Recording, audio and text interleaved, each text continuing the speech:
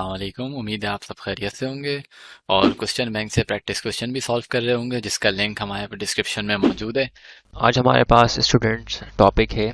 Basically हमने आज discuss करना है नेचर ऑफ लाइट को। सही है कि लाइट की नेचर कैसी है, और हमने बेसिकली यहाँ पर डिस्कस करना है कि लाइट के हवाले से बेसिकली हमारे पास कौन कौन सी थ्योरीज जो हैं वो हमें देखने को मिल जाती हैं। सही है, और फिर इन सब चीज़ों को देखते हुए हम लोग आहिस्ता आहिस्ता आगे बढ़ेंगे, और अल्टीमेटली हम लोग जो है फिर वो आगे एमसीक्यूज़ वगैरह और जो हमारे पास इसके रेलेवेंट प्रॉब्लम्स हैं या फिर न्यूमेरिकल्स हैं उसको हम देखने की कोशिश करेंगे। राइट, तो सबसे पहले हम यहाँ पर जो है वो स्टार्ट करते हैं अपने इस चैप्टर को कॉर्पस्कुलर थ्योरी से। ठीक है, तो कॉर्पस्कुलर थ्योरी हमारे पास क्या है।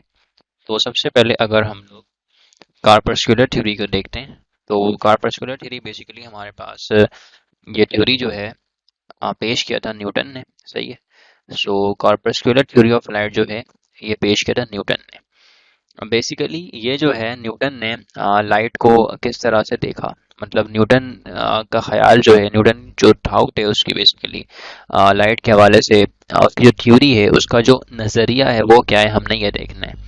तो कॉर्पस्कुलर थ्योरी किसने पेश किया? न्यूटन ने। अभी सारे पॉइंट्स को नोट करते रहना है, ठीक है। न्यूटन्स ने पेश किया था। Newton's propose this theory that light consist of tiny particles. ठीक है, लाइट जो है बेसिकली वो अपने पास जो है वो टाइनी पार्टिकल्स रखता है, कॉल्ड कॉर्पसल्स। ठीक है, और उस टाइनी पार्टिकल को हम कहते हैं corpuscles. When strike on human I produces sense of vision. जब ये पार्टिकल्स जो है टाइनी पार्टिकल्स ह्यूमन आई पर जो है वो जाके बेसिकली स्ट्राइक करता है, तो हमारे पास जो है सेंस ऑफ विजन बनती है, यानी कि हमें चीज़ें नज़र आ रही होती हैं। राइट, सो बेसिकली हमारे पास यहाँ पर जो कॉर्पस्कुलर थ्योरी है न्यूटन की, ये हमें यही बताती है। ठीक है, तो बेसिकली ये न्यूटन का एक हम कह सकते हैं कि उसका ये एक नज़रिया था कि वो लाइट को किस तरह से देखता है। ठीक है, उसके बाद हमारे पास है वेव थ्योरी ऑफ लाइट। ठीक है, तो वेव थ्योरी ऑफ लाइट हमारे पास क्या है? Huygens propose this theory. इस थ्योरी को किसने पेश किया था? हाइजन ने। That light was wave, that light has wave nature. ठीक है, तो लाइट अपने पास क्या रखती है? बेसिकली वेव नेचर रखती है। ये कौन कह रहा है? ये हाइजन कह रहा है। Young was the first scientist who gave its experimental proof। Young ने बेसिकली फर्स्ट साइंटिस्ट था जिसने ये एक्सपेरिमेंटल प्रूफ दिया, एक्सपेरिमेंट करके दिखाया कि वाकई लाइट जो है वो वेव नेचर है। Diffraction and polarisation also prove wave nature of light. तो हमारे पास बेसिकली डायफ्रैक्शन और हमारे पास जो पोलराइजेशन है ये ऑल्सो प्रूव करता है, ठीक है ना, ये साबित करता है कि लाइट अपने पास वेव नेचर रखती है। ठीक है, लेकिन यहाँ पर एक प्रॉब्लम था। जब हाजन ने कहा कि लाइट जो है वेव नेचर है, तो अब वेव को चाहिए मीडियम, सही है ना, ट्रैवलिंग के लिए। तो अगर हम सन को देखें तो सन से भी तो लाइट ज़मीन तक आती है ना, ज़मीन तक पहुंच रही होती है। तो अब कोई मीडियम तो नहीं होता है आमतौर पर। ठीक है, तो जब हमारे पास बेसिकली जो लाइट है वो सन से अगर अर्थ तक आ रही है, तो इसका मतलब है कि हमारे पास सन एंड अर्थ के दरमियान जो बेसिकली स्पेस है, वैक्यूम है, तो वहाँ पर तो कोई वेव ही नहीं है। तो बेसिकली लाइट ट्रैवल किस तरह से करेगी? तो इसलिए फिर ये एक क्वेश्चन मार्क था हाइजन पर। बट उसको बाद में जो है वो मैक्सवेल ने एक्सप्लेन किया था कि लाइट जो है हमारे पास बेसिकली वो इलेक्ट्रोमैग्नेटिक वेव होती है। तभी हम कहते हैं मैक्सवेल्स इलेक्ट्रोमैग्नेटिक थ्योरी। सही है, इसका नाम है मैक्सवेल इलेक्ट्रोमैग्नेटिक्स थ्योरी के नाम से। तो मैक्सवेल ने क्या कहा बेसिकली? तो मैक्सवेल ने ये कहा था कि लाइट हमारे पास बेसिकली वेव्स है, light waves are electromagnetic, but ये हमारे पास इलेक्ट्रोमैग्नेटिक वेव है जिसको मीडियम नहीं चाहिए। They do not require any medium for propagation. तो इसीलिए जब सन से लाइट पहुंचती है अर्थ तक, तो वहाँ पर तो कोई मीडियम नहीं है, स्पेस है, तो लिहाजा वो फिर भी आ रही है, क्योंकि वो जो लाइट है वो इलेक्ट्रोमैग्नेटिक वेव इन नेचर है। ठीक है, वो मैकेनिकल वेव नहीं है, क्योंकि अगर मैकेनिकल वेव होती तो ऑब्वियस सी बात है फिर हमें उसको मीडियम प्रोवाइड करना पड़ता। विदाउट मीडियम उसकी प्रोपगेशन नहीं होती। राइट, तो इसीलिए फिर हाइजन ने इसको बाद में एक्सप्लेन किया। उसके बाद हमारे पास है प्लैंक्स क्वांटम थ्योरी। ठीक है, तो प्लैंक्स ने बेसिकली पेश किया थ्योरी ऑफ लाइट, जिसको हम कहते हैं प्लैंक्स क्वांटम थ्योरी। कहते हैं कि energy is radiated in the form of packets. ठीक है, तो एनर्जी जो है बेसिकली वो हमारे पास क्या है, एक फॉर्म है, ठीक है ना, जिसको हम कहते हैं क्वांटा। तो एनर्जी इज द बेसिकली हमारे पास energy is radiated in the form of packet, ठीक है ना, कॉल्ड ऑफ क्वांटा, और उसको बेसिकली फोटोन भी कहते हैं। ठीक है, the energy of quanta is proportional to its frequency. जो हमारे पास एनर्जी है बेसिकली वो प्रोपोर्शनल है फ्रीक्वेंसी है। ठीक है, और आप जानते हैं बहुत ही फेमस, अगर हम यहाँ से हटा देंगे इस कांस्टेंट को, इस प्रोपोर्शन को, तो यहाँ पे हम लगाएंगे कांस्टेंट जो कि बराबर हो जाएगा E इक्वल्स HF। ठीक है, और अगर यहाँ पे n भी लगाया जाए तो फिर ये नंबर ऑफ प्रोटॉन को शो करेगा। ठीक है, photo electric effect, Compton's effect and pair production can be explain by this theory. ठीक है, तो दिस थ्योरी से हम इस थ्योरी से basically Compton effect, photo electric effect, ठीक है, पेयर प्रोडक्शन वगैरह, इन तमाम चीज़ों को हम लोग एक्सप्लेन कर सकते हैं। फिर हमने यहाँ पर देखना है अब जर्नल इन्फॉर्मेशन। जर्नल इन्फॉर्मेशन क्या है, visible light is defined as radiation which can affect the human eye. सही है, light is visible region of electromagnetic spectrum from this range. ठीक है, ये हमारे पास विजिबल रीजन है। Light possesses dual nature both as particle and a wave. Light के पास डुअल नेचर होती है, पार्टिकल भी एंड वेव भी। As a wave light obeys the phenomena of reflection. अगर लाइट वेव है तो बेसिकली वो फेनोमेना करेगा रिफ्लेक्शन का, ठीक है, रिफ्रैक्शन का, इंटरफेरेंस का, diffraction and we have polarisation. ठीक है, तो बेसिकली ये इन तमाम फेनोमेना को करेगा। As a particle light obeys the phenomena of photo electric effect, Compton effect and pair production. ठीक है, तो बेसिकली हमारे पास जो अगर लाइट पार्टिकल है तो फिर वो ओबे करेगा फिनोमेना किसका भाई, फोटो इलेक्ट्रिक इफेक्ट का, कॉम्पटन इफेक्ट का, ठीक है, एंड पेयर प्रोडक्शन का। वेव फ्रंट क्या होते हैं हमारे पास, तो wave front are the surface on wave at which all points are in the same phase of motion. ठीक है, बेसिकली क्या होता है हमारे पास, जैसे हम एक सोर्स को जब ऑन करते हैं तो इससे क्या होती है, वेव बाहर निकल रही होती है। ठीक है, ये सारे कहलाते हैं wave front, this are the wave front. ठीक है, these are the wave front. If the disturbance are propagated in a single direction, the waves are plane. अगर disturbance जो है वो single direction में जा रही है तो wave बनेगी plane wave front इस तरह से, अगर वो single direction में जा रही है। और अगर वो तमाम डायरेक्शन में जाएगी तो like this, तो ये बनाएगा फिर हमारे पास spherical wave front। सही है, something like this.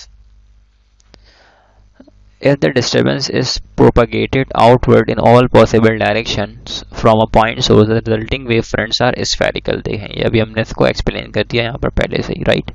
So wave fronts are nothing but it is a, you can say that wave fronts are the surface on a wave at all points are in the same phase of motion। ठीक है, कि वहाँ पर तमाम जो हमारे पास point है वो सेम फेज ऑफ मोशन में होते हैं। ठीक है, हाइजन प्रिंसिपल अब हमने देखना है। हाइजन प्रिंसिपल क्या है, तो हाइजन्स प्रिंसिपल बेसिकली ये कहता है कि Huygens principle states that every point on a wave front may be consider as a source that produce secondary wavelet. ठीक है, फॉर एग्जांपल हमारे पास एक सोर्स है, ठीक है, इससे वेव बन रही है।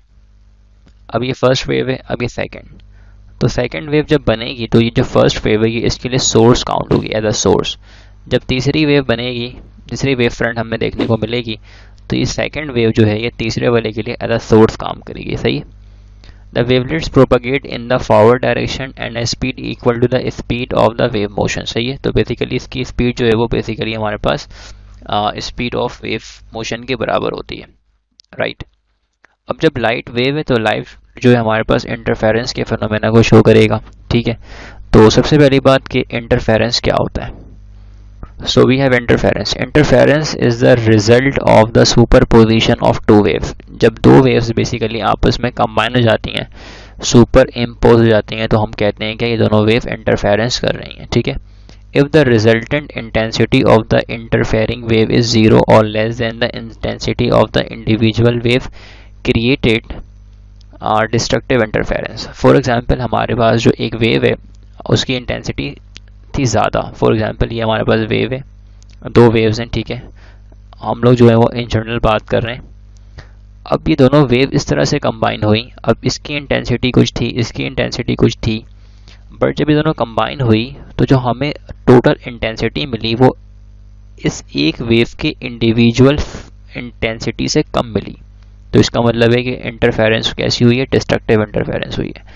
आमतौर पर डिस्ट्रक्टिव इंटरफेरेंस में क्या होता है कि हमारे पास जो वेव क्रस्ट और ट्रफ पार्ट है, तो बेसिकली ये हमारे पास जो है वो ट्रफ क्रस्ट से मिल जाता है। तो ये पार्ट हमारे पास ट्रफ होता है और ये पार्ट हमारे पास क्रस्ट होता है। तो क्रस्ट ट्रफ से मिलता है और हमारे पास ट्रस्ट क्रस्ट से मिल रहा होता है, क्रस्ट ट्रफ से मिल रहा होता है। तो लिहाजा यहाँ पर जो इंटरफेरेंस होती है इसको हम कहते हैं डिस्ट्रक्टिव इंटरफेरेंस, और यहाँ पर जो इंटरफेरेंस होगी इसको हम पढ़ेंगे कंस्ट्रक्टिव इंटरफेरेंस, क्योंकि यहाँ पे क्रस्ट क्रस्ट से मिलेगा और ट्रफ ट्रफ से मिलेगा। तो कंस्ट्रक्टिव इंटरफेरेंस में हमारे पास जो है वो इंटेंसिटी बढ़ जाती है रिजल्टेंट वेव की। दो को मिलाकर एक वेव जो मिलेगा उसका नाम है रिजल्टेंट वेव, सही है। तो उसकी जो हमारे पास इंटेंसिटी होती है, उसकी एम्पलीट्यूड होती है, वो सब इंक्रीज हो जाती है। जबकि डिस्ट्रक्टिव इंटरफेरेंस में एम्पलीट्यूड एंड इंटेंसिटी दोनों ही हमारे पास डिक्रीज हो जाती हैं, ठीक है। If the resultant intensity of the interfering wave is greater than the intensity of the individual wave, सही है। तो ऑब्वियस सी बात है ये हमारे पास क्या है, कंस्ट्रक्टिव इंटरफेरेंस। इसको मैंने ऊपर एक्सप्लेन कर दिया, ठीक है। अब हमारे पास कंडीशन कौन कौन सी होनी चाहिए, ठीक है ना, या आप कह सकते हैं कि वो हमारे पास कौन कौन सी कंडीशन हो जिस पर जो है वो इंटरफेरेंस होगा। तो इंटरफेरेंस के लिए हमारे पास कुछ कंडीशन हैं, जैसे कि हमारे पास नंबर 1 है the source must be face coherent, ठीक है ना।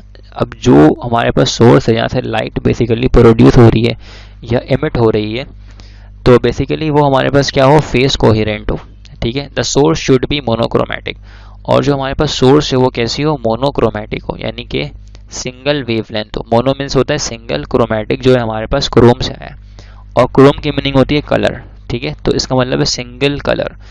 क्रोमेटिक हमारे पास कहाँ से आया, क्रोम, ठीक है, और क्रोम की मीनिंग क्या होती है, कलर।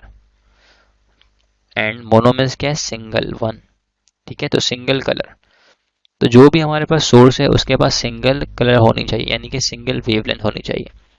ये हमारे पास कंडीशन है, फेस कोहेरेंट हो और हमारे पास जो सोर्स है वो मोनोक्रोमेटिक हो। पॉइंट नंबर 2 हमारे पास क्या है, the super position principle must apply, और उसके ऊपर हम लोग सुपर प्रिंसिपल पोजीशन को अप्लाई कर सकते हो। अगर ये चीज़ें हैं, ये कंडीशन हम फुलफिल कर रहे हैं, तो फिर हमारे पास जो इंटरफेरेंस है वो बिल्कुल होगी, ठीक है। अब इसी इंटरफेरेंस को ऑब्जर्व किया था सबसे पहले यंग डबल स्लिट ने, ठीक है ना। यंग्स ने ऑब्जर्व किया था बेसिकली डबल स्लिट एक्सपेरिमेंट करके। इसने क्या किया, दो स्लिट का इस्तेमाल किया, उन दोनों स्लिट्स को कुछ फासले पर रखा और उसके आगे जो है वो एक स्क्रीन लगा दिया इसने, ठीक है। तो इसने देखा कि फ्रेंचेस बनते हुए नज़र आ रहे हैं। अब वो सारा कुछ एक्सपेरिमेंट जो हमने किया हुआ है, उसकी डेरिवेशन और तमाम चीज़ें वो यहाँ पर नहीं होगी, क्योंकि हमने यहाँ पर सिर्फ हमने उस फार्मूलाज को यहाँ पर उन फार्मूलाज को हमने सिर्फ यहाँ पर रिजल्ट जो हमारे पास है उसको हमने यूज़ करना है, ठीक है। डेरिवेशन हमने नहीं करनी यहाँ पर, क्योंकि हमारा काम जो है वो रिजल्ट से है। रिजल्ट से फिर एमसीक्यूज किस तरह से होते हैं हमें ये देखना है, ठीक है। तो अब आए हम देखते हैं यंग्स डबल स्लिट एक्सपेरिमेंट। तो यंग्स ने क्या किया, यंग्स ने बेसिकली हमारे पास जो है वो इंटरफेरेंस को इसने बताया कि the phenomena of interference in light wave of from two sources was first demonstrated by Thomas Young, ठीक है। In Young double slit interference a beam of light is allowed to interfere by passing two slit, दो slit से हम पास करते हैं तभी नाम है डबल स्लिट, ठीक है।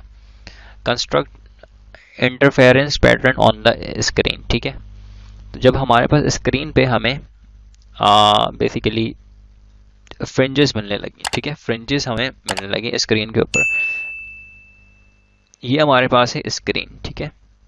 सो इस स्क्रीन के ऊपर हमें फ्रिंजेस देखने को मिली इस तरह से, ठीक है। डार्क फ्रिंजेस, फिर ब्राइट, फिर डार्क फ्रिंजेस, ठीक है, फिर ब्राइट, फिर डार्क फ्रिंजेस, इस तरीके से हमें फ्रिंजेस जो है वो देखने को मिली। और सिमिलरली ऐसा यहाँ पर भी हुआ, ठीक है। सो अब अगर हम इसको देखें तो ओवरऑल यहाँ पर हमारे पास क्या है कि bright and dark fringes produce on the screen as a result of constructive and destructive interference respectively. तो कंस्ट्रक्टिव एंड डिस्ट्रक्टिव इंटरफेरेंस होने की वजह कर हमें स्क्रीन पे जो है वो ब्राइट एंड डार्क फ्रिंजेस देखने को मिली हैं। सही है। अब पोजीशन ऑफ ब्राइट फ्रिंजेस कैसे मालूम करेंगे? तो पोजीशन ऑफ ब्राइट फ्रिंजेस मालूम करने के लिए हमारे पास ये फॉर्मूला है।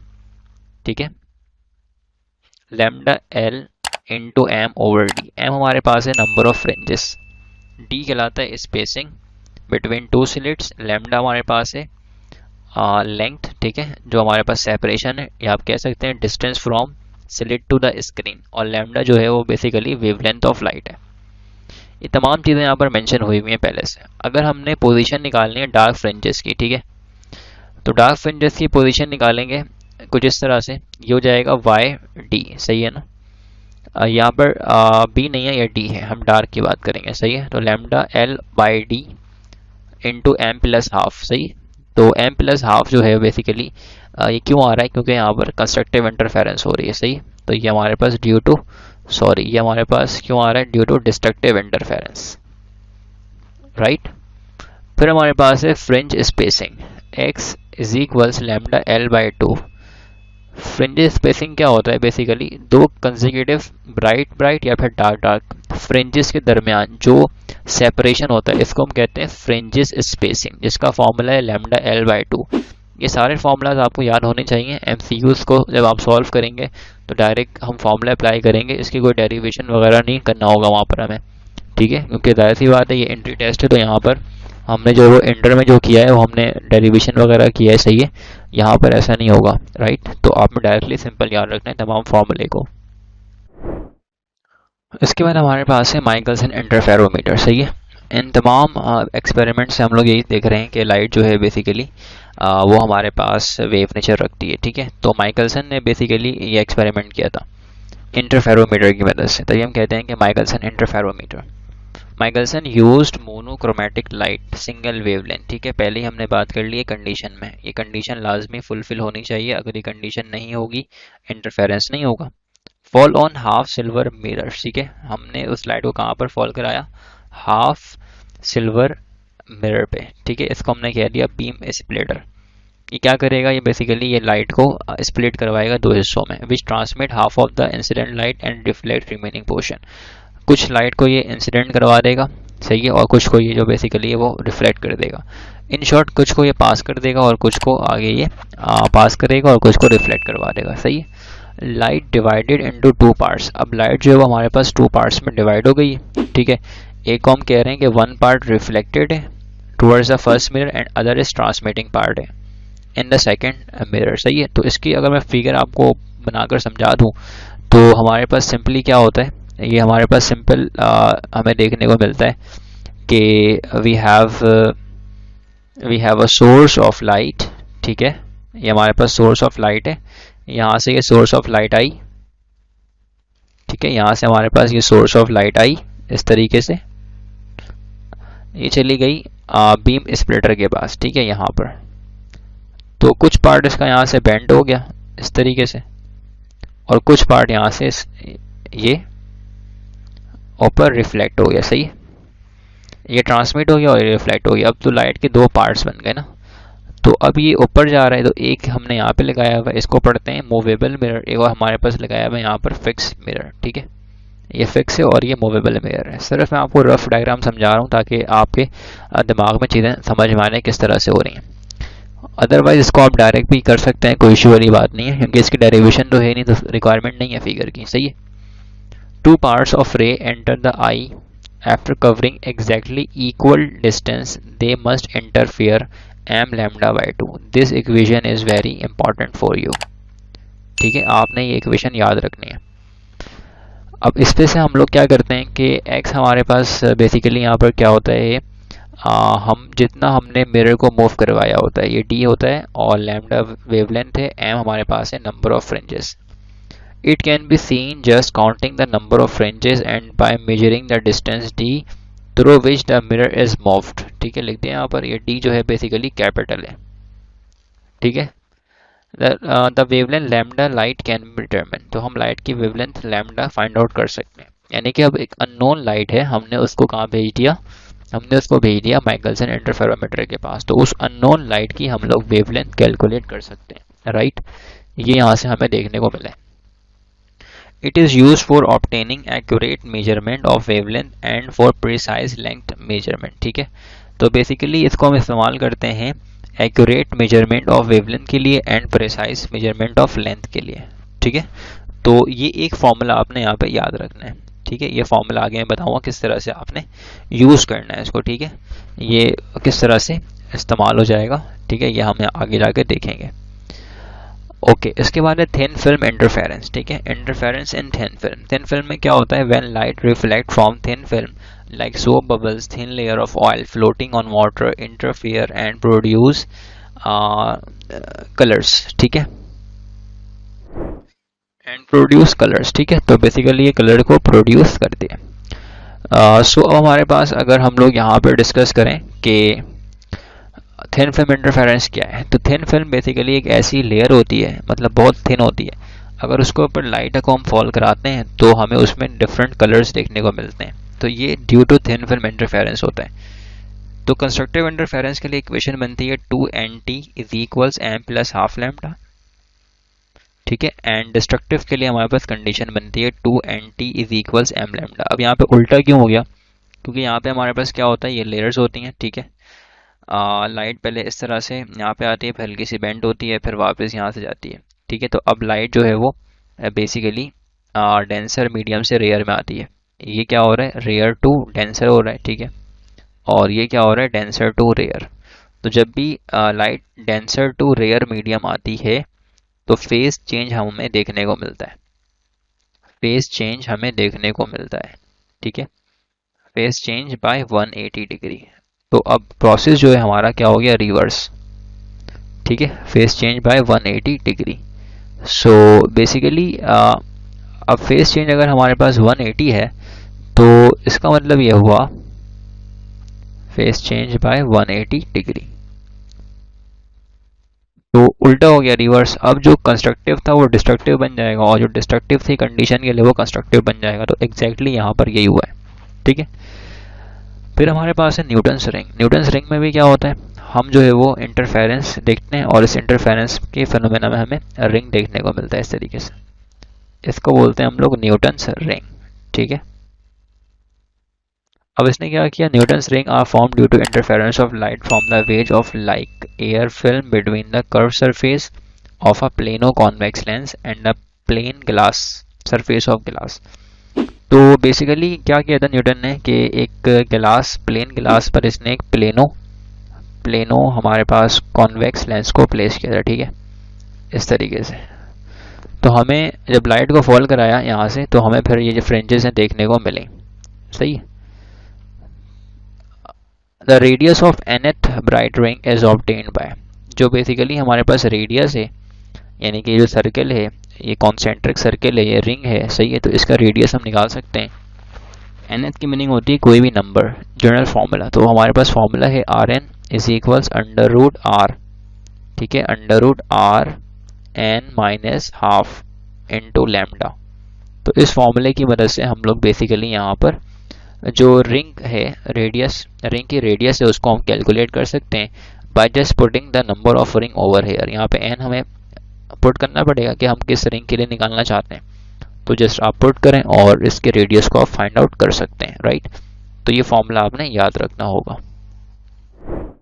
Now we have direct diffraction of light. ठीक है, सो डायफ्रैक्शन ऑफ लाइट हमारे पास क्या है, the bending of light around an obstacle. ठीक है, बेसिकली लाइट का बेंड होना ऑब्स्टिकल के अराउंड, ये कहलाता है डायफ्रैक्शन ऑफ लाइट। ठीक है, अब हमारे पास डायफ्रैक्शन के दो टाइप होते हैं। एक को हम पढ़ते हैं फ्रेस्नेल डायफ्रैक्शन और दूसरा हमारे पास है फ्रॉनहोफर डायफ्रैक्शन। ठीक है, सो फ्रेस्नेल डायफ्रैक्शन हमारे पास क्या है, in this type of diffraction obstacle and the screen are at a finite distance and spherical wave fronts play a part in it. ठीक है, तो फ्रेस्नेल डायफ्रैक्शन में हमारे पास जो स्क्रीन है और जो सोर्स है वो फाइनाइट डिस्टेंस पर होता है। तो जो वेव फ्रंट्स हैं, वे स्फेरिकल वेव फ्रंट्स हैं, वो इम्पॉर्टेंट पार्ट प्ले करते हैं। ठीक है, तो इस डायफ्रैक्शन को पढ़ते हैं हम लोग फ्रेस्नेल डायफ्रैक्शन। अच्छा, इसके बरअक्स बिल्कुल हमारे पास है Fraunhofer diffraction. In this type of diffraction the obstacle and the screen are at very large distance. ठीक है, जो हमारे पास स्क्रीन है और हमारे पास जो बेसिकली सोर्स है वो दोनों लार्ज डिस्टेंस पर रखे गए। जैसे फॉर एग्जांपल सनलाइट, सन जो है बहुत दूर है हमसे, तो सन की जो लाइट है, सनलाइट की रोशनी ज़मीन तक पहुंचती है, तो बेसिकली जो हम तक वेव फ्रंट पहुंचती है वो प्लेन होती है, क्योंकि जो फासला है वो बहुत ज़्यादा बढ़ जाता है। अगर आप बहुत ज़्यादा, फॉर एग्जांपल हमारे पास स्फेरिकल वेव फ्रंट है, अगर आप इसके फासले को बढ़ा दें बहुत दूर तक जाए, तो इस वेव फ्रंट का जो कुछ पार्ट है वो आपको प्लेन दिखेगा। देखें इतना पार्ट क्या हो गया, प्लेन। तो फासला बढ़ाने से स्फेरिकल वेव फ्रंट जो है क्या बन जाता है, प्लेन वेव फ्रंट बन जाता है। इसीलिए यहाँ पे क्या लिखा हुआ है, plane wave fronts plays a part in it, right. तो ये हमारे पास दो टाइप थी, एक में हमारे पास क्या है, फाइनाइट डिस्टेंस पर स्क्रीन है, और एक हमारे पास है इनफाइनाइट यानी कि वेरी लार्ज डिस्टेंस। तो इसको आप इनफाइनाइट भी कह सकते हैं, ठीक है, इनफाइनाइट। डायफ्रैक्शन ग्रेटिंग क्या होता है, आप glass plate with large number of parallel slits. हमारे पास बेसिकली क्या है कि एक ग्लास प्लेट है, उस पे बहुत सारे लाइंस लगी हुई हैं पैरेलल, ठीक है, of the same with and the same opaque space. वो जो लाइंस हैं उनकी खास बात ये है कि उनकी विथ सेम है और जो उनमें स्पेसिंग है वो भी क्या है, इक्वल है। तो इसको हम कहते हैं कि डायफ्रैक्शन ग्रेटिंग है, ठीक है, डायफ्रैक्शन ग्रेटिंग है। अब इसके लिए फॉर्मूला क्या होता है, सिंपल है, डी साइन थीटा बराबर होता है एम लैम्डा के, ठीक है। तो डी यहाँ पर क्या है, डी यहाँ पर है डायफ्रैक्शन ग्रेटिंग, ठीक है, और इस डी को हम लोग फाइंड आउट करते हैं इस फॉर्मूले की मदद से। तो डी हमारे पास क्या है, length of grating divide by number of lines spacing, ठीक है। लेंथ क्या है उस ग्रेटिंग की और उसमें कितने लाइंस लगे हुए हैं, उनको पुट करें, उनके रेशियो लें आप और सिंपल डी फाइंड आउट कर लें। अगर हमें लेंथ नहीं पता और अगर हमें डी नहीं पता, सो बेसिकली हमारे पास जो यहाँ से फॉर्मूला आएगा वो एक फॉर्मूला हमारे पास ये भी आ सकता है कि, तो बेसिकली यहाँ पे आ जाएगा 1 over number of lines rule, ठीक है, per unit length of grating. तो इससे भी हम लोग फाइंड आउट कर सकते हैं, ठीक है। Diffraction of X rays, X rays जो बेसिकली किस तरह डायफ्रैक्शन करती है हमने ये देखना है। Diffraction of X rays achieve through the crystal like rock salt, ठीक है। तो एक्स रे की हमें डायफ्रैक्शन देखनी है तो रॉक सॉल्ट से हम देख सकते हैं। In which the atoms are uniformly space, जो एटम है हमारे पास वो क्या होते हैं, यूनिफॉर्मली स्पेस होते हैं in planes and separated by a distance of the order 2.5 angstrom, ठीक है। अभी एक बेसिकली हमारे पास कन्वर्जन है डिस्टेंस की, बेसिकली यूनिट यहाँ पर है। तो बेसिकली अगर हमारे पास अगर हम बात करें 1 एंगस्ट्रॉम की, तो 1 एंगस्ट्रॉम बराबर होता है 10 की पावर -10 मीटर के, ठीक है। ये हमारे पास है 1 एंगस्ट्रॉम। तो एटॉमिक स्केल में हम एंगस्ट्रॉम इसलिए लिखते हैं क्योंकि बहुत छोटी वैल्यू होती है, right. Bragg's law deals with the diffraction pattern of X rays. Bragg's law जो है बेसिकली वो डील करता है डायफ्रैक्शन पैटर्न किसकी, एक्स रेस की। और याद रखें डायफ्रैक्शन ऑफ एक्स रे अगर हम देख रहे हैं रॉक सॉल्ट के साथ, तो हमेशा ही ये डायफ्रैक्शन रॉक सॉल्ट से ही होगी। क्यों, क्योंकि इसकी वजह पता है क्या है, जो रॉक सॉल्ट हमारे पास है इनके जो एटम्स हैं वो इस तरह से इक्वली स्पेस होते हैं, ठीक है, इस तरह से। सो जब हमारे पास इनके जो हमारे पास एटम्स हैं वो स्पेस हैं, तो इनके दरमियान एक फासला होता है और इस फासले को हम कहते हैं, इस फासले को हम कहते हैं डी। ये कहलाता है इंटरप्लेनर डिस्टेंस, ठीक है, या सेपरेशन बिटवीन टू प्लेन्स कह सकते हैं आप। ये डॉट है, ये सारे एटम्स हैं। अब ये सेपरेशन जो है ना, ये सेपरेशन बेसिकली कंपैरेबल होती है एक्स रे के वेवलेंथ की, ठीक है। तो ये जो डी है हमारे पास बेसिकली यहाँ पर इस फॉर्मूले में डी जो हमारे पास है ये होता है सेपरेशन बिटवीन टू प्लेन्स। तो this D is approximate equals lambda. तो जो सेपरेशन है वो लैम्डा के इक्वल होना चाहिए इंटरफेरेंस के लिए, सही है। तो तभी यहाँ पर होगा। अगर आप कोई और सी रे या फिर लाइट इस्तेमाल करें उससे एक्स रे आप जो है ना, उससे आप रॉक सॉल्ट से इंटरफेरेंस आप नहीं देख पाएंगे, क्योंकि जो वेवलेंथ है और डी है सेपरेशन है वो तकरीबन बराबर नहीं होगी वहाँ पर, और ये कंडीशन पूरी होनी चाहिए, राइट। तो लिहाजा यहाँ पर इस तरीके से फॉर्मूला हम लगाते हैं 2d sin theta is equal M lambda, सही है। तो इससे हम लोग बेसिकली फाइंड आउट कर सकते हैं वेवलेंथ वगैरह और डी वगैरह कैलकुलेट कर सकते हैं। जैसे हमें पता करना है कि भाई एटम जो हमारे पास रॉक सॉल्ट है उसके दरमियान डी कितना है स्पेसिंग, तो हमें वो लाइट भेजनी पड़ेगी वेवलेंथ जिसकी हमें पता है वेवलेंथ, तो हम यहाँ से फाइंड आउट कर सकते हैं डी की वैल्यू, ठीक है। Where D is the spacing between the atomic planes of the crystal, ठीक है। तो ये हमारे पास बेसिकली क्या है, डी स्पेसिंग है दो एटॉमिक प्लेन के दरमियान, राइट, जैसे कि पहले हमने यहाँ पर एक्सप्लेन कर दिया है। तो अब हम लोग इंशाल्लाह देखेंगे अगले लेक्चर में कि हमें किस तरह से एमसीक्यूज करना है, ठीक है। इसके जो एमसीक्यूज आते हैं हम लोग किस तरह से उसको डील कर सकते हैं, राइट। अगर आपको मजीद प्रैक्टिस करने हो, क्वेश्चन बैंक चाहिए हो, तो लिंक डिस्क्रिप्शन में मौजूद है। होप्स आपके सब समझ में आया होगा। मिलते हैं नेक्स्ट वीडियो में। अल्लाह हाफिज़।